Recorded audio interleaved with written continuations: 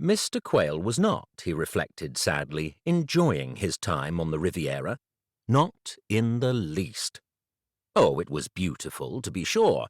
The sun-drenched coast and achingly blue seas were as bewitching as promised, and Quayle longed with all his heart to wander the little fishing villages and towns, to practice his rusting pidgin French at the varied stalls and markets, and, most of all, to lose himself amidst the oleander trees and olive groves. But, alas, such pleasures were not for him. Not yet. It had only been a little over a month since his employer, the 13th Earl of Unsworth, had gathered what remained of the family and fled to the south of France, hoping to escape the scandal that threatened to consume them. It was a desperate hope, in Mr. Quayle's opinion, but he could hardly fault his lordship for trying. As Lord Unsworth's personal secretary, Quayle had gone far above and beyond the call of duty, doing his best to protect the family's reputation in the weeks and months leading up to the trial. But in the end, no matter what tricks Quayle employed or how he wriggled and connived, the truth was incontrovertible. After all, he had uncovered it himself.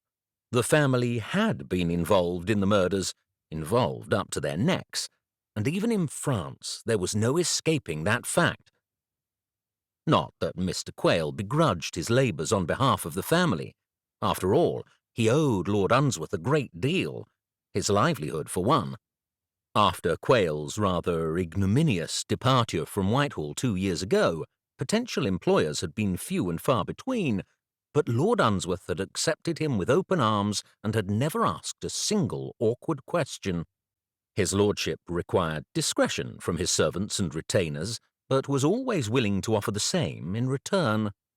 Mr. Quayle appreciated that more than he could say, but it was to Lord Unsworth's son, to the lamented Lieutenant Colonel Theodore Teddy Statham, that his true debt was owed, and it was in Colonel Statham's memory Quayle had laboured, solving not one but 3 murders, and doing his best to blunt the aftermath. But now he was tired. So very tired. He could feel it in his limbs and in his thoughts. Some nights he was so tired he dreamed of sleep, and he had hoped their little French excursion would give him the time he needed to rest. But it was not to be. Within a few days of their arrival, Lord Unsworth had asked Mr. Quayle to keep a quiet, watchful eye on his lordship's nephew, the Honourable Arthur Druce, a task which soon proved as exasperating as ever. Having learned nothing from his brief stint as a murder suspect, Arthur had taken to frequenting the casinos at Monte Carlo and fallen in with a dubious set of gamblers, adventurers, and card sharps. And so, following in Arthur's wake, Mr. Quayle had traded the fresh, pine-scented air and vast, stunning vistas for hazy, smoke-filled rooms. Mr. Quayle glanced down to check his watch, though he could barely read it properly in the haze and gloom. It was nearly 5 o'clock.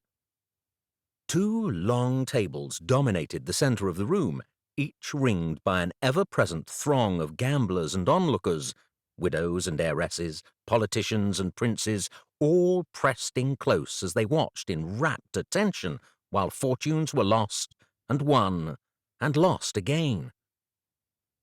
Arthur was seated in the far corner, away from the press of the crowd, enthusiastically trying his hand at baccarat as he had been these past few weeks. In fairness, Mr. Quayle was forced to admit that Arthur was not a terrible player, but he was an inconsistent one, much to the delight of his new friends, the mysterious Count and Countess Francesco and Lucia Scarlioni. Naturally, Mr. Quayle had made it his business to discover all he could about them, and what he had found did not fill him with confidence.